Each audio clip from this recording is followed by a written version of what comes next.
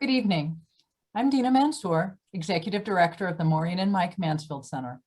Welcome to the first in our Civil Discourse Dialogues, One Nation, Saving Our Democracy Through Bipartisanship, featuring Representatives Josh Gottheimer and Tom Reed. At the University of Montana, we start our events with a land acknowledgement. We acknowledge that we are in the Aboriginal territories of the Salish and Kalispel people. Today, we honor the path that they have always shown in caring for the land for the generations to come. The Mansfield Center was endowed by an act of Congress in 1983 to carry forward Mike Mansfield's legacy of statesmanship, ethics, and civility in public affairs. Mike Mansfield was elected to the U.S. House of Representatives in 1942 and served 5 terms as a representative of Montana's 1st District. In 1952, he was elected to the U.S. Senate and became Senate Majority Leader. He held that position until he retired from the Senate in 1977, longer than any other majority leader in the history of the U.S. Senate. I'm honored to introduce the 2 representatives who are joining us this evening. Representative Gottheimer and Reed co-chair the Bipartisan Problem Solvers Caucus, bringing together 24 Democrats and 24 Republicans to find agreement on key issues. Representative Josh Gottheimer serves on the House Financial Services Committee and the House Homeland Security Committee. He was awarded the U.S. Chamber of Commerce's Spirit of Enterprise Award and was recognized as the most bipartisan Democratic freshman member of Congress by the Lugar Center and McCourt School of Public Policy at Georgetown University. Representative Gottheimer is a graduate of Harvard Law School and taught history at the University of Pennsylvania. Representative Tom Reed serves on the House Ways and Means Committee. Previous to his election to the U.S. House of Representatives, he served as the mayor of Corning, New York. His dedication to his constituency has earned recognition as one of the most accessible members of Congress. Representative Reed graduated from Alfred University in 1993 and from Ohio Northern University College of Law in 1996. Next, I'd like to introduce our moderator before I pass it over to him. David Bell does us the honor of serving as the chair of the Mansfield Board of Advisors. He is also the president and CEO of ALPS, the nation's largest direct insurer of lawyers' malpractice. He's a University of Montana graduate and serves on the boards of the U.S. Chamber of Commerce Foundation, the American Property Casualty Insurers Association, and the Bank of Montana. David also co-founded and serves on the board of Grateful Nation Montana, which funds college educations for children of Montana members of the armed services who have given their lives for our country in Iraq or Afghanistan. David, thank you so much for serving as the moderator this evening.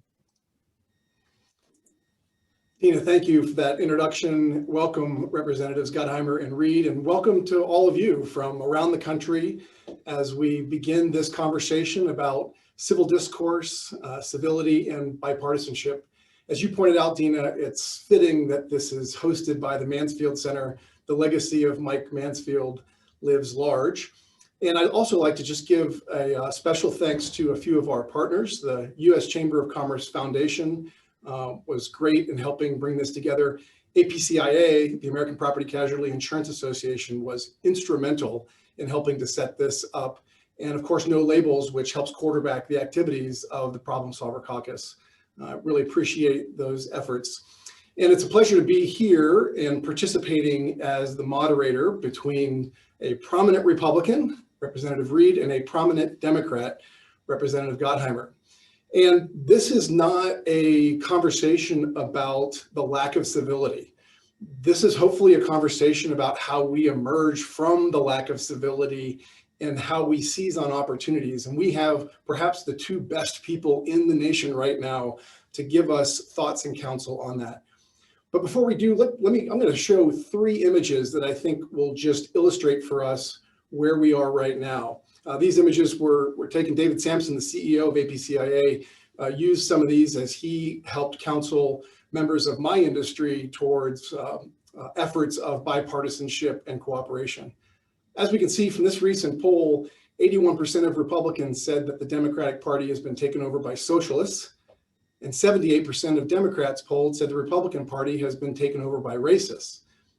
whatever you think about the results of that poll, if we move to the next slide, we can see that there is perhaps one thing that there is bipartisan agreement on, which is that we are not in a good place. 73% of those polled said that we are on the wrong track. And so now we're going to spend the rest of our evening this evening talking about how we go from the wrong track to the right track. And there are signs of hope. If we show the last slide, you can see the difference between perceived immigration positions on the bottom and actual immigration positions on the top. Indeed, there is considerable overlap even in this divisive issue. So there are opportunities, and we have with us the two gentlemen who lead the charge to help us seize on those opportunities. So Representative Gottheimer and Representative Reed, thank you for being here. And I know Dina gave a little bit of flavor of the PSC with the 24 and 24. Before we get started on some questions, I'd just like to ask, is there anything else about the PSC that would help for context setting for the listeners today? You want to go with the wise man from New York? Or would you like to start, David? I don't know who he's referring to, David. Exactly. So I don't. By the way, Reed, don't look behind you. I'm in the cloakroom. We have to find a wise man from New York. You want me to go ahead? Yeah, go ahead. Go right ahead. Okay. First of all, David, thank you so much for having us. Really, really grateful, and grateful to the Mansfield Center and Dina.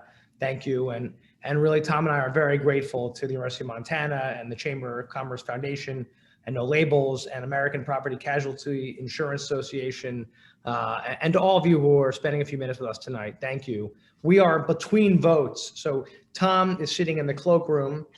He just voted. I have about 30 minutes left, and I'm going to have to go vote because I didn't get to vote yet. I'm in my office in the Cannon building.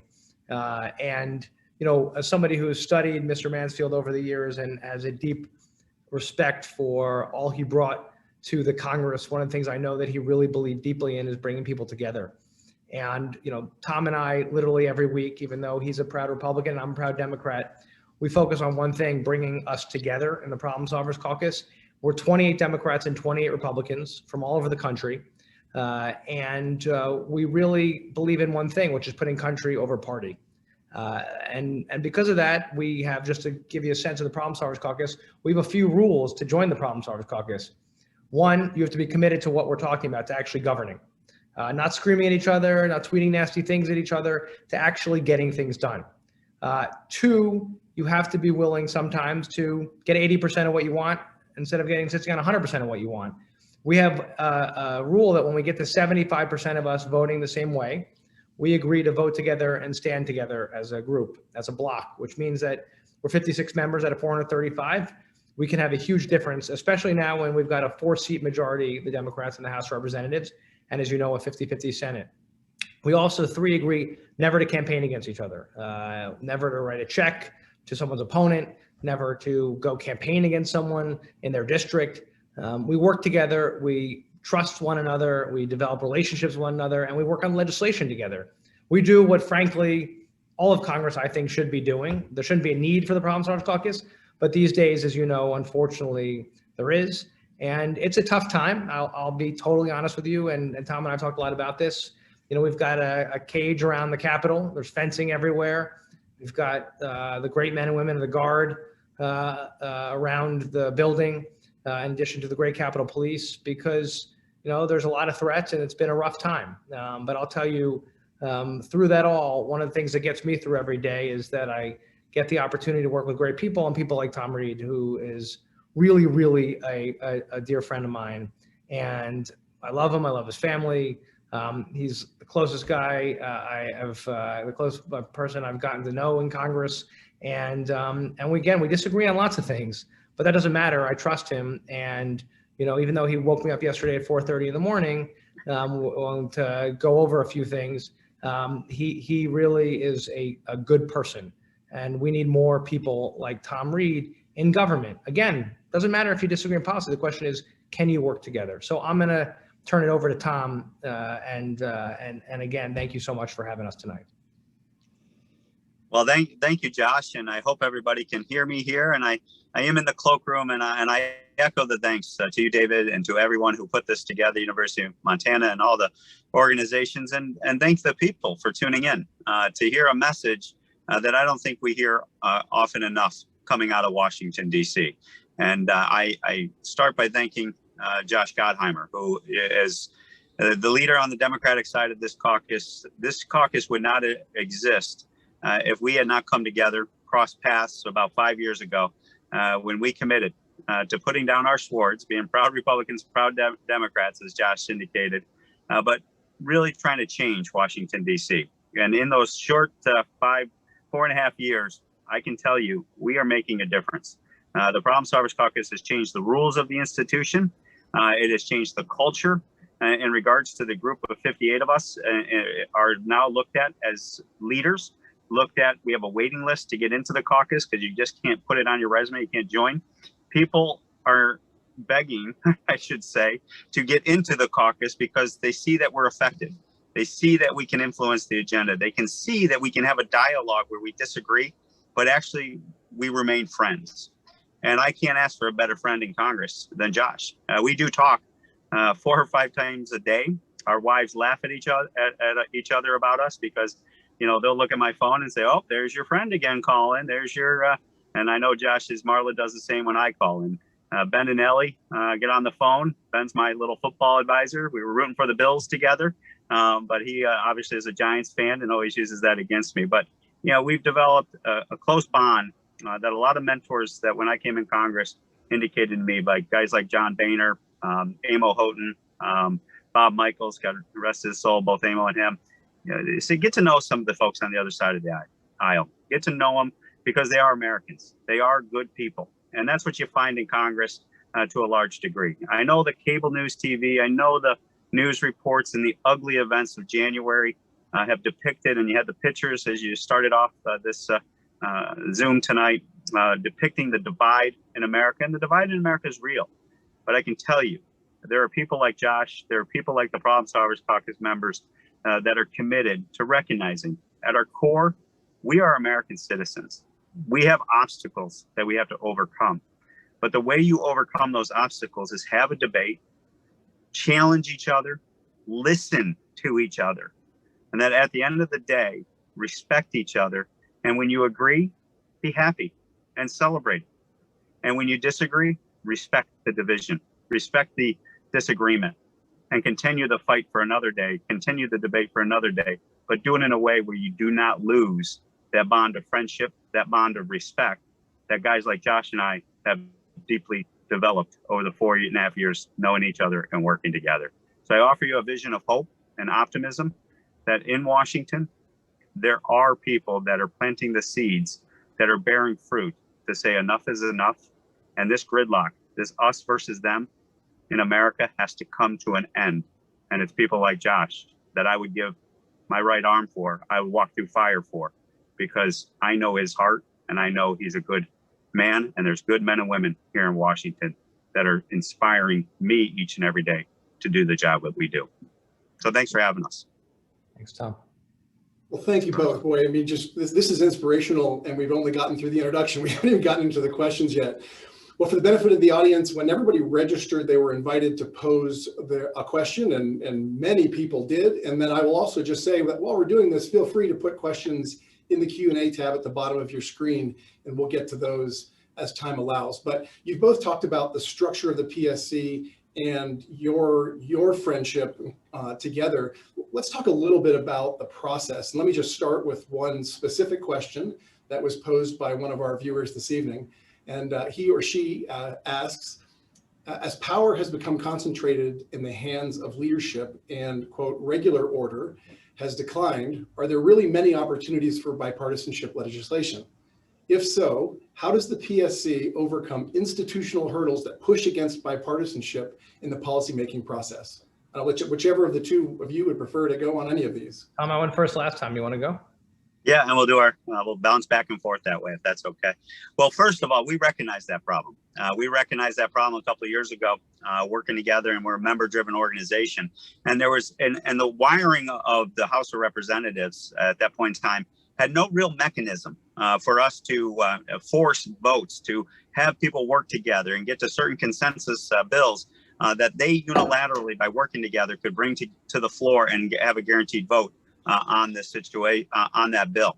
And so that is one of the cornerstones of the legacy issues that we have addressed and actually got installed into our rules of the House, how the House operates. And we call it the 290 consensus calendar. And it's a little bit more complicated than this, but simply, if you can get 290 co-sponsors on a piece of legislation, because we held out together and we showed support for each other, they put in the rules of the House saying, if you get 290 co-sponsors, you are guaranteed a vote on the floor of the House for that piece of legislation. You would be amazed how petty personal politics, how the floor time was controlled by the leadership, and you would do all that work and they would just simply say, we're not going to take it up. Or you'd have people co-sponsor legislation and they would go to our leadership and say, look, I don't ever make me vote on it. I don't want to have to go on record on the floor on that bill, even though I co-sponsored the legislation. I mean, how silly is that? We've changed that. And then the other opportunities that we've developed in a Problem Solvers Caucus is there is no forum. From the day you get elected, they bring you in here. You have one event together, essentially, as Democrats and Republicans, after you're sworn, as you're doing your orientation. And after that day, everything is wired that you go to your camps, you stay in your caucus, your conference meetings. They are designed just the way it is to keep us separate. We are that only forum where we once a week get together as a group of 50 members plus on a regular basis, talking to each other about the issues, bringing in influence leaders, stakeholders, people that influence the agenda, CEOs. We've had Treasury secretaries, we've had cabinet members, we've met with the president in the Situation Room multiple times in the Oval Office. And I will tell you, this is in a bipartisan way. And because you spend that time together, you get to know each other. You get to develop friendships, and you also get to understand, you know what? Maybe the way Josh looks at a bill, I assume, because I never talked to him, I never had a relationship with him in the sense that I could exchange an idea candidly and openly without a gotcha politics moment occurring. You actually understand where they're coming from, and you actually start communicating, and you can actually get legislation drafted, tweaked, put in a position that says, oh my gosh, I never knew that because I never looked at it from a democratic point of view. I can easily fix that piece of legislation. And we've had multiple bills of success that have gotten through the system because of those moments where members talk to each other along those lines. Let me just add one thing that Tom said so we can get to the next question, but I'll just go fast on this. At the end of the year, or actually going back to last summer, we realized that after months of coming together around COVID and passing bipartisan packages around COVID relief to help families and small businesses and people who were hungry and with people with unemployment and so many with PPP loans and the things that we've been trying to help people to get through this crisis, both on the health front with vaccines and others,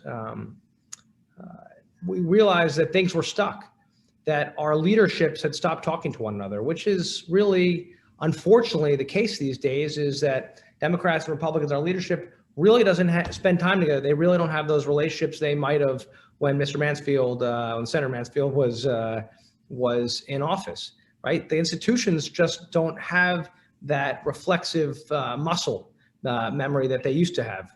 So what Tom and I, and of course our group, we do. So we finally came together and said, this is ridiculous. It's going on 3, 4, 5 months now where people need help and we need to deal with the vaccine and deal with testing and tracing and all the things we talked about, and things are stuck. So what should we do? Well, what we decided as a group is said, well, what if we put out a version of a plan of legislation of what we think could actually bring both sides together? Maybe that'll get them back to the table. And we said, come back to the table, everyone. We'll welcome you back to the table. And it started to get both sides talking again. And then we were dealing with the White House too, and the Senate and the House leadership, and started talking again. And again, this is a plan that we, the Problem Solvers Caucus, put together. Fast forward to, it took post the election. Finally, at the end of the year, on December 27th, we got our package done, the $900 billion, $108 billion package at the end of the year that Tom and I and the Problem Solvers Caucus, working with great colleagues in the Senate, there's a group that we work with regularly now in the Senate, we're able to get done. And what I've learned, and that's one of the questions about leadership may be centralized, but it often gets stuck around here and things don't get done, even when they could. And what we do is look for those opportunities where we can get something done. And then that's when we pounce and try to bring people together and govern and get things done. That's great. Thank you both. And I'd like to expand on the next steps after the first COVID bill, which clearly the PSC, played kind of the central role at getting that first COVID bill advanced. But let me ask one more process-based question before we get into some of the legislative opportunities, some of your thoughts about what we see on the horizon. But when we think about people like you and others who are already with you, and as you pointed out, want to join you, there are those clearly who have, through hyper-partisanship lenses or whatever their motivations, are not in that camp. A lot of people have attributed the hyper-partisanship to gerrymandering, where you're drawing district lines that don't resemble any geometric shape, but they really entrench a certain ideology. Would either of you like to just talk about ways that, whether it's gerrymandering reform or other ways that we might be able to instill a higher population of our elected representatives who bring the type of philosophy that you both have just described? It's my turn, Tom. It's a really important question, and we, the challenges you brought up right now, which I think a lot of Americans realize, and hopefully those who are on here understand, is that most districts in America are the gerrymandering, the way the lines are drawn every 10 years in the House of Representatives, so the districts in your state, tend to favor one side or the other, right? So there'll be 70% Democrat or 70% Republican. So what ends up happening is that the real fight for who your member of Congress will be occurs during the primary, not in the general election when everybody votes for who the member is. So if it's in a 70% Republican district, the Republican will get elected in the general election and vice versa. The challenge with that, of course, is that it encourages people to just worry about their primaries and not worry about the general election, where they're going to have to talk to and appeal to Democrats and Republicans in their district. In districts like mine and Tom's, we're in more districts that really are could really go either way, depending upon the year and how we do in office. It means that often we have to actually always talk to both sides. That encourages us to do that, not just at home, but when we're in Washington. The other reality that has tended to lead to more partisanship is, and this is not a surprise either to you, is cable news and of course social media, right? That tends to really speak to slices of the population and puts people around other people who share just their views and a microcosm of their views, which means that they just hear information of their side of the story and not the other side of the story. Tom and I will always talk about the fact that I go with him on Fox. It's so funny how the questions I get, and if he comes with me on MSNBC, how it's a total different set of questions, even though it's about the same issue. And you're on social media, it's the same challenge. There's totally different stations and obviously different sites. And, that's what you deal with. It makes our job very hard, because there's not a place to go if you're someone who is a problem solver, right? There's not a lot of places because it's not nasty. And let's be honest, that people tune in more when the punches are being thrown and less so when it's governing and working together. What Tom and I do is not supposed to be bloody and gory. It's supposed to be constructive. And as a result, I get it that sometimes you don't click on those stories. That's a challenge for us. But at the end of the day, people also want us to see want to see that we do our job and govern. And I'll tell you that when I go home and talk to folks about what we do here in the Problem Solvers Caucus, they say the same thing every time. Well, I don't agree with you on much, but man, that is refreshing. I would just add, gerrymandering is a part of the problem, but a lot of people try to describe it as that if you got rid of gerrymandering, it would be the panacea of the issue. And I just got to say, it's much more complicated than that. Gerrymandering is obviously something I think we need to address, and that we have to be more balanced in regards to how we draw these district lines. But to Josh's point, I think what's happening across America, and what I'm sensing, is people are starting to say enough is enough. They want to see the dysfunction of Congress start to break down, that get fixed. And we see it in the polls, and you see it in the talking points that come out of the political advisors. So if you see our national leaders, they're all talking in the language of problem solving. They're all talking in regards to, and they see that reflected in the polls. Josh and I instinctively, I think, and intuitively and personally are committed to that type of governing.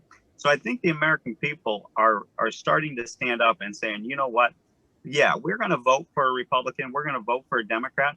But I will tell you that I think the populace and the silent majority is starting to engage and saying enough to the hard right and to the hard left. You know what? We're going to make sure that we participate in these primaries, that we are going to force these members to have to be accountable to deliver and actually start governing. And that's what I get when I go back. They always say to me when I do my town halls and be accessible to folks, and I'm a Republican that still has Tea Party support. I came in 2010, and I'm probably one of the most pragmatic, bipartisan members of the House of Representatives. You look up our record. And the reason why they say is because they appreciate that I take the time to talk to them, tell them why I've taken the position, and that I am willing to take a compromise position. And even though we may disagree, I will agree with them on the next issue. And that genuineness, that sincerity of being straight with them is rewarded each and every time I'm elected by well over 10 points plus in each of the election. It's just because that's where I think most Americans are getting to. They just want people to be straight with them and be proud of who they are, and enough of the politics of division and hate. That's great. And that's evidenced by the fact that people aren't just interested in conversations like this, they're inspired by them. There's something more than just information. But let me follow up on the point of the media that Representative Gottheimer made. You know, the media sensationalizes and promotes a lack of civility, and they give airtime to the respective warriors on either side of the party. You know, meanwhile, you probably have to act as each other's bodyguards when you go through the Fox or MSNBC stations. Are we going to rely upon the changing tide of public sentiment that Congressman Reed just referenced, which is palpable, it's clear, or are there ways to change the incentives? There seems to be clear financial incentives by the media apparatus to promote a polarization and a division within this country. And it feels like that they are a threat to our national mental health. Is there a way legislatively to address this? So maybe I'll answer the first part of that question if I got it correctly. Is I think you're starting to see business models that are being toyed with. I'm familiar with some folks, and you look at the News Nation, for example, is trying to become a news station that is more of just the facts, just the information, just the get the kind of the Walter Cronkite model back up and running. Because I think there's an insatiable appetite out there right now for people just want to have the information and then make their own determination based on a source. I get it all the time. They're like, where do you get information so you know whether it's accurate or unbiased? And I often tell people, what you got to do is what we do, like watch Fox, watch MSNBC, and know that you as a human being, as an educated individual or just a common sense individual, know that the position of truth is somewhere between the two. I think there's business models that are going to be put out into the marketplace that are going to actually figure out how to capitalize financially on a news service that provides that. We're starting to see that online. We're starting to see some folks show some of this return on investment of some of these initial ideas. And I will tell you that I think will change the dynamic so that people will financially be rewarded for producing that type of media content, that type of media delivery that we need in America and overcome it. Legislatively, you know, we're going to have to deal with the whole issue of Section 230, the internet, and that is a debate that we're going to have in regards. You don't want to have censorship of the internet, but you do want to make sure that it's a fair forum where ideas can be exchanged, but also that there has to be some exposure for just falsehoods or just pure dangerous speech that is out there. And that is very difficult to identify from a legislative perspective. think Tom covered that really well. I'm not sure I have, that's why he's so good at what he does. I think he actually covered the landscape. What's next, David? Great. Well, it was mentioned in your opening that part of the system is designed right now for incoming freshman members of Congress to briefly interact and then retreat to their respective tribes. And Charlie Cook, I've heard him talk about his witness of the disintegration of civility over time. And one of the things that he attributes that to is members just spending less time in community with one another, both individual members and families interacting on social occasions. Are there opportunities? I know the Bipartisan Policy Center, and there are other organizations that are really charged with trying to put people who have very different policy views, but might end up finding that they have friendships like yours. Are there opportunities that you see underway right now? Are there ways that there are a lot of people on this call and who will listen to the recording who would love to try to help promote that? Are there avenues to get members together in proximity with one another, to humanize one another, and to build incentives to try to cooperate with one another? So I guess I'll answer that really fast, and then Tom, I'm going to go run a vote, and I'll come right back. Okay. As you point out, David, when you first get here, your freshman year, it's like college, right? That you have orientation, you spend time together, Democrats and Republicans. They have a school set up normally, and this is not in COVID time, but normally, where you can learn some more about the rules of the House because they're pretty arcane, and go through all the procedures and how things work and make recommendations to you. And then what happens the first day of school occurs, and when we come in session, they bang the gavel, and then basically your leaderships never want you to see each other ever again. If we're up to them, you would just stay in your respective corners because it makes their lives easier, right? The Democrats stay with the Democrats, Republicans stay with the Republicans. What would happen if we work together? Well, then suddenly get to know one another, and you don't want to take that, you can try to build some more bipartisan compromise. You may not follow the party line. And it makes it much harder to say negative things about somebody you get to know really well, right? And Tom and I are so lucky because we've gotten to know at least 28 or 27 other people on our party and the other side, and that's a great thing. That's a blessing, And these are people who I disagree with again on plenty of things, but it doesn't matter. I get to know them. We get to know their families. We know about them. We get to joke around together. We normally, again, not during COVID, but normally get to spend some time after hours together. We'll grab dinner together. That builds great camaraderie and trust and lets you have those conversations that are outside of, frankly, a formal setting, right? That aren't on TV in a soundbite, aren't on the floor of the House or on a committee. Just time together where you get to know one another and you can really dig into the relationships. Tom made a point before that I think is really, really important. It's amazing that as a Democrat, I used to always presume I thought I understood why the other side was opposing something. But the truth is that half the time I was wrong. I didn't understand what their issue was. And by talking to the other side, frankly, by actually having those conversations, but more importantly, by listening, I could really learn what the issue is that they have and then try to solve for it and see if we could find common ground. We've gotten so many bills done, right? So many. And that's the issue, but if we can change this, if we can get back together more, this whole institution could really change, but it's tough. I'm so thankful for the problem solvers because it gives me at least some opportunity to do that. And with that, I'm going to run a vote, but Tom will wrap up. I should be back in just 5 minutes. See you over here, Josh. Don't get hit crossing the street. Well, I guess. Go ahead, David. I think that he covered that well. The only thing that I would, as an incidental to that, is not only do we not have that here, I think back in our district, what I've seen is often, even on college campuses, for example, or just now in our culture, especially today, there's this unwillingness to put yourself in an uncomfortable position by going to someone, I have 11 older brothers and sisters. I'm the youngest of 12, raised by a single mom my father passed when I was 2. And one of the things that gave me the benefit of being raised that way was I got the life experiences of 8 sisters and 3 brothers that they went through. And I learned a lot from just being in that forum of learning from their perspective. So I encourage people back at home or on the college campus, don't be afraid to engage in that conversation, this unwillingness to actually be open to that uncomfortable conversation that you may be afraid or angry to receive. Because I've had conversations with people that I adamantly disagree with, that I personally find offensive, but I will stay in the room in order to make sure that I understand where they're coming from.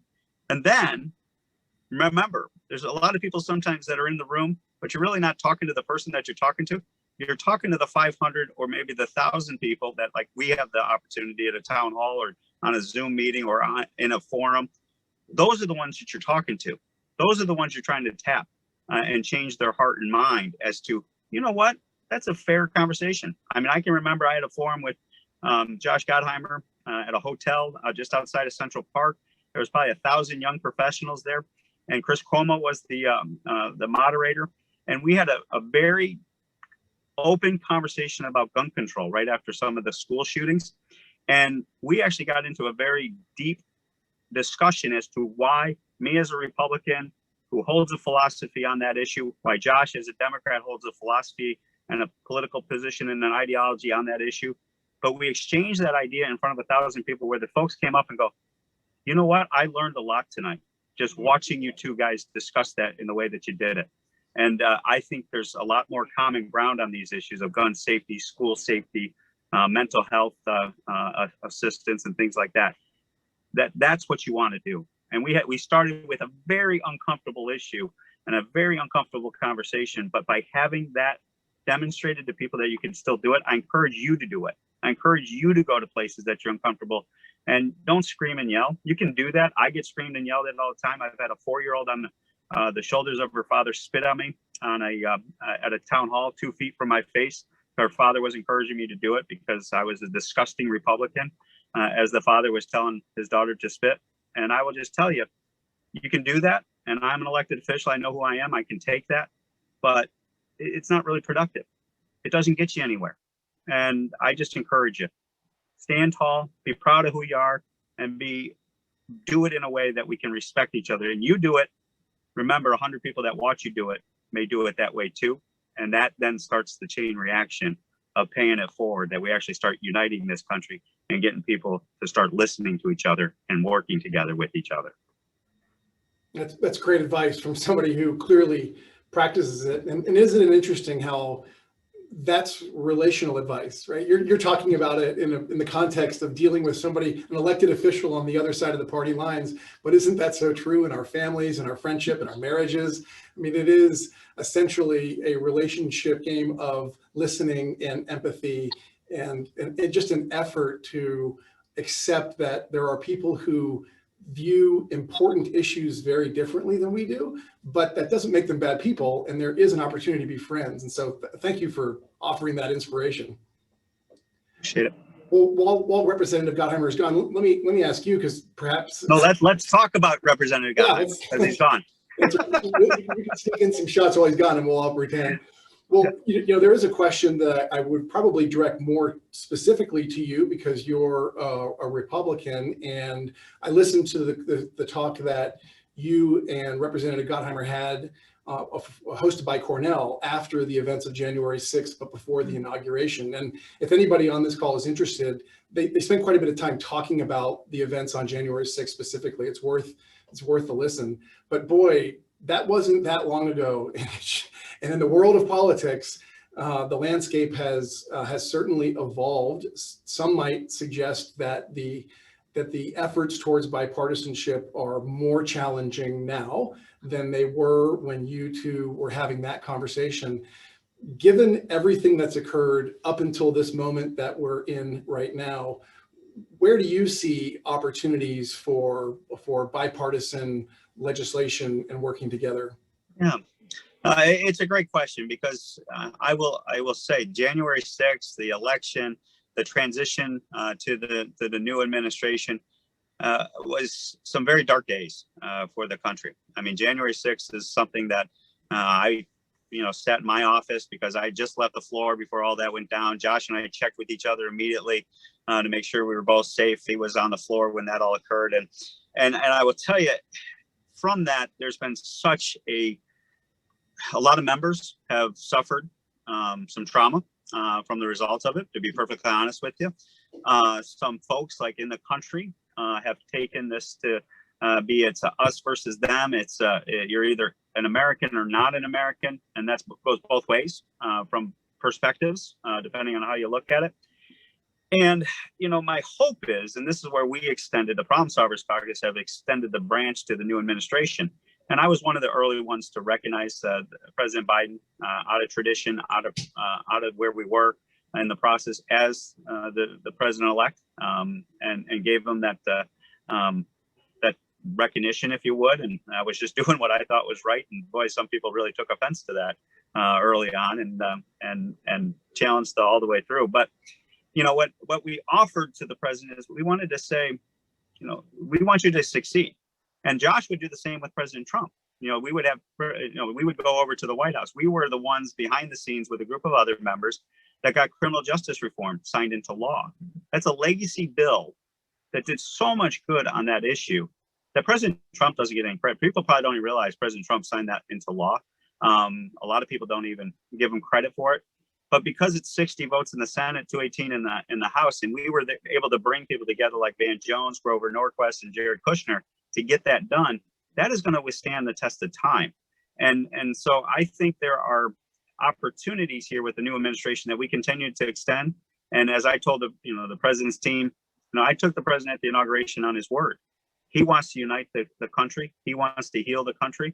And as I told them the other day when they reached out to us to talk about how we could come together, I said, look, you got to stop these partisan bills. You got to start this partisan path, and you have to really engage us and not just expect us to be there in a Republican vote on the landing of this legislation. You need to engage us at the beginning to go forward. Hey, here comes Josh right now. See, he's over on the Republican side of the office. And so what we're talking about here is trying to build a legacy, and the offer is there. And I know President Biden, because I did work with him 10 years ago on advanced manufacturing work. And I will tell you, I think given his own devices, and he wants to do it that way. And just I think we're going to be the solution to making sure that type of effort gets done. And you're going to see bills like infrastructure. You're going to see bills like potentially issues on police reform, potentially broadband improvements. That is a bipartisan area that we can come together. And because the majority in the House is only 4-seat Delta and 50-50 in the Senate, we're right in the middle of that linchpin of getting legacy legislation through the system, because it's got to be bipartisan. It's got to be more of a compromise, and it's going to happen, in my humble opinion. What was the question? Question? No, he's already gone. We already talked about Josh. We had a whole 5-minute segment on you. Yeah, what was the question? We'll move on, David. Don't tell Josh what the question was. Okay, we'll keep it there. Well, let's ask one. I'm looking at the feed. I'm trying to kind of curate these questions. I appreciate all of the participants keying in questions. This has come in numerous times, so let me put this out. Just usually, people are wondering why more reps can't be part of the caucus, and is there a total limit, or is it really adhering to the litmus test that you leaders have prescribed in order to be a part of that membership? The question is the number on the caucus is not limited, but the reason why we make it invite only in the sense of you still have to make that commitment eyeball to eyeball to members. You got to honor those fundamental rules that we have of voting together when we get to consensus, not campaigning against each other, because you want that culture of trust, that culture of relationship building. And so we are very sensitive to just not let people come in, use it to talk the talk, but not walk the walk. And so we're growing the caucus as much as possible, but we want the right members there, because what we do is hard. People don't like this. The leadership and others, they're like, they just want you to go along, to get along. It's the easier path. They want to just make sure they control everything. We're a little bit of a disruptor, Josh and I, and the Problem Solvers Caucus. And that makes people nervous, because that's not the way things are done. So we just want to make sure the right numbers are there. And we'll grow it as big as as we can. Bottom line, though, Josh and I say it all the time. Eventually, we wanted to disband the Problem Solvers Caucus because we want to make it the Problem Solvers Congress. Then we don't need us. An eventual lack of relevance would be a great problem to have, wouldn't it? you have anything to say? No, I mean, I think Tom's right. I mean, the challenge is that, of course, it sounds great to be part of the Problem Solvers Caucus, and most members will say that's terrific what you do. But as I said in the beginning, you know, you have to we meet every single week, and often that's at least once, and then we even meetings after that. In fact, we have our own committees that we meet and task forces. That's ours. When we were working on the $900 billion bill, it actually, believe it or not, we spent, I would say, hundreds and hundreds of hours actually working together. So, you know, it takes a lot of time and effort, and you have to be willing to stand up to your leadership sometimes, right? Because again, you're not always going to do what they want you to do. Some folks like that and some folks don't. You know, it means that you might not climb up the leadership ladder as fast. It, you know, means you may get yelled at sometimes. You know, you just have to be willing to do it because you believe in the greater good of what you're working on. And so it's not for everybody. We actually right now have a waiting list of people because you always have to have one Democrat and one Republican come in together. So, you know, but and you interview, you actually talk to the other members, because as you said before, the getting to know each other part is so essential to what we do. So that's a key part of that. We want to make sure the people who show up are there for the right reasons. Excellent. And Representative Gottheimer, Congressman Reed was talking about opportunities that he sees on the horizon to work in a bipartisan fashion, and he talked about infrastructure and broadband.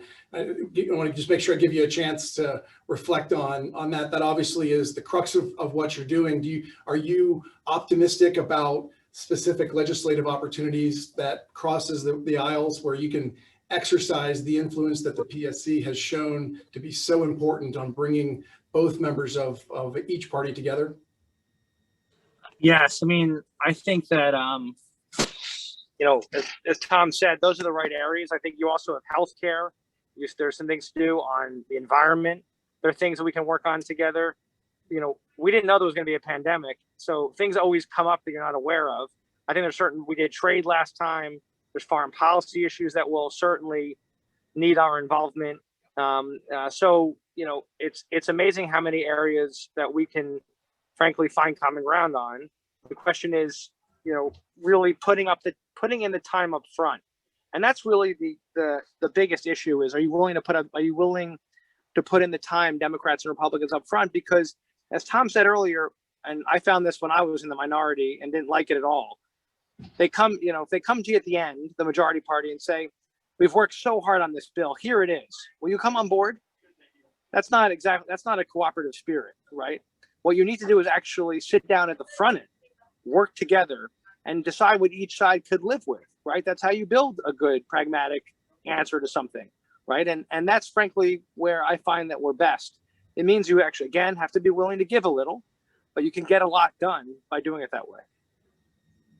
Great. Yeah, thank you for that. And you know, let me circle back. I'm just kind of trying to look at the questions that are coming in. I know we spent a couple minutes on the media already, but it seems to be such an active ingredient in this challenge that we face as a nation. Let me ask your opinion about social media specifically. I mean, we know how much of news content is consumed through social media channels.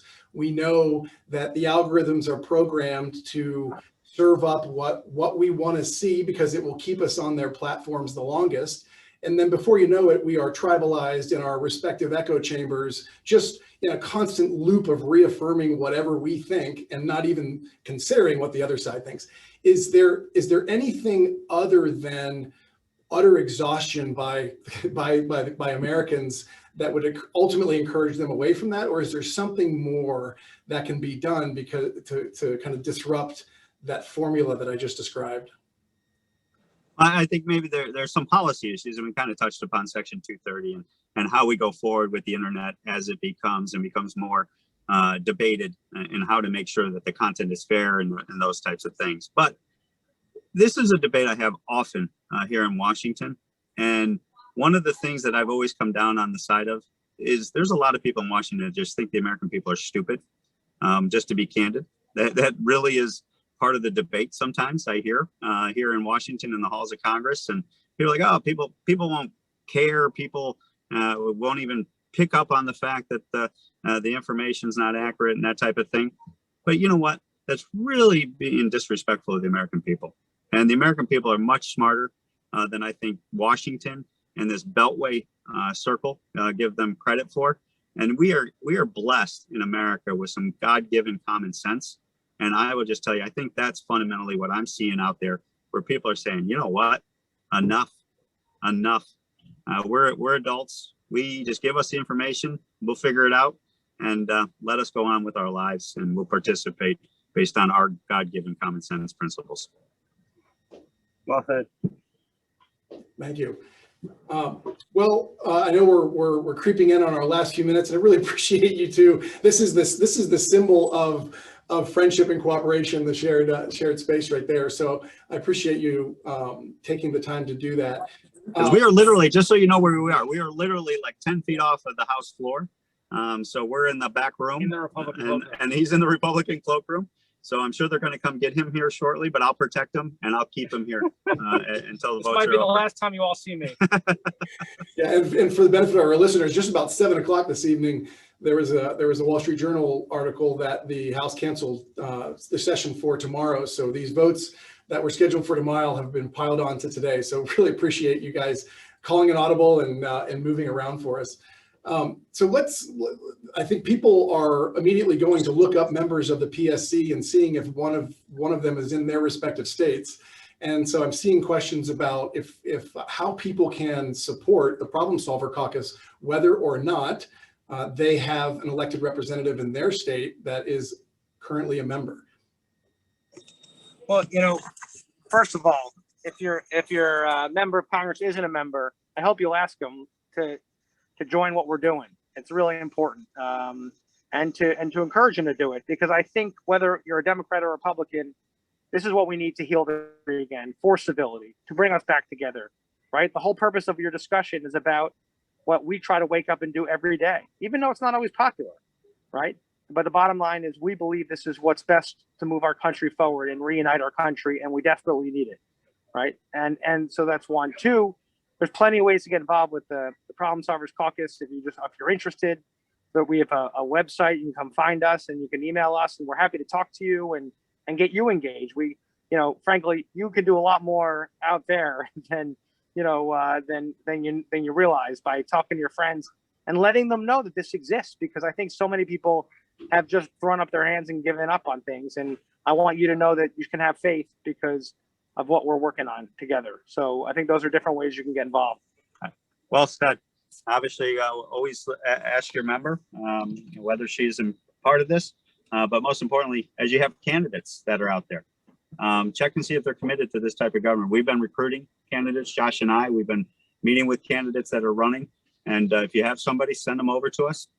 Send them over and we'll talk to them. Tell them what the expectation is, and we'll have their back and we'll have their support, because we believe in what we're doing. And by doing it together, we're going to change this place. We already have, but we're changing this place. And it's a tough process. It's not easy, but we are committed to it. Great. Well, let me just ask you each just really one closing question. Give us your sense of the horizon. Give us your sense of whether you see hope and optimism, and why. And we obviously we see the train wreck that is behind us, and we've heard almost an hour of really energizing, inspirational encouragement about what's possible, and you've clearly created a movement. Help us in your last moment or two by just painting a picture on what you predict the future holds for us as your movement continues to take further root in our politics. You want me to go? I guess I'll close with this, because I know we got to go vote here. But I will tell you, I'm always impressed each and every day how the good men and women of Congress and the leaders of the country ultimately will respond and do the right thing when pushed into the corner. Now, we're hoping to speed that up. We're hoping to be a little bit more proactive on that. And so I say that, given the history lessons, as Josh is the history professor, that we have a lot of obstacles facing our country. And we have a debt load here that is being piled up on, and we had to do it with COVID. We had to do it after 2008. We're going to have to deal with that fiscal crisis that's over our head. But we have the threat of COVID-19 that we got to get behind us. We have the threat of the environment that is out there, that I think we are both coming together on each side of the aisle, recognizing for our kids that we want to solve this issue of the environment. We want to make sure that it is taken care of, and innovation is going to lead the way out of that. And America is going to set that innovation leadership.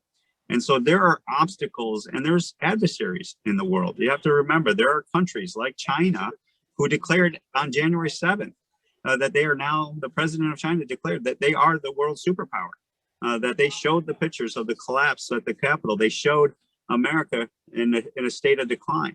That will reinvigorate America's future, because those adversaries like Iran and folks that are engaging in some radical theories and threats and do not believe in the American way of life, that will unite us and we will overcome it. Because America, for all of her faults, all of her downside, she is the best thing that's ever been created in the history of the world. And she does so much for so many people, not only in America, but around the world. And when people realize that she is threatened, we come to her aid. We come to her aid, as Josh and I did on January 6th on the floor of the House together, when I walked across the aisle to the Democratic side, gave that speech to say, you know what, we're not going to let mob rule win. We're going to let the American democracy win and the spirit of debate win. And we are going to overcome this obstacle that's upon us, not only on January 6th, but well beyond into the future, because that is what America does. That is what America is, the hope, not only to our citizens, but the beacon of hope to the entire world. I would just say amen. I mean, Tom just captured that so well. We do live in the greatest country in the entire world, and we're very, very blessed. And it's a tough time, but we'll get through this because that's who we are. And, you know, and it takes us working together to do it. And I know it can bring the country together, and that's the only way we beat the virus, get the economy on the right footing, and move forward together. So thank you so much. Thank you for what you guys do, and thanks for everyone for watching us tonight. God bless. Great. Congressman Reed, Congressman Gottheimer, thank you so much. What an inspirational hour. Appreciate your time, appreciate your leadership. We look forward to being there for you, and we'll let you go handle your vote. Thank you for everyone who attended tonight. Thank you, guys. See you, buddy. Thank you. And who will listen to the recording after. This is an opportunity. And if you'd like to plug into the Mansfield Center and the activities as the Mansfield Center promotes bipartisanship, civil discourse, cooperation, feel free to connect into the Mansfield Center. And there are lots of great organizations around the country. And so if you know of another one, please just get on the field and get in the game. There are some other Mansfield events that are coming up, some pretty exciting conversations. Those are on your screen.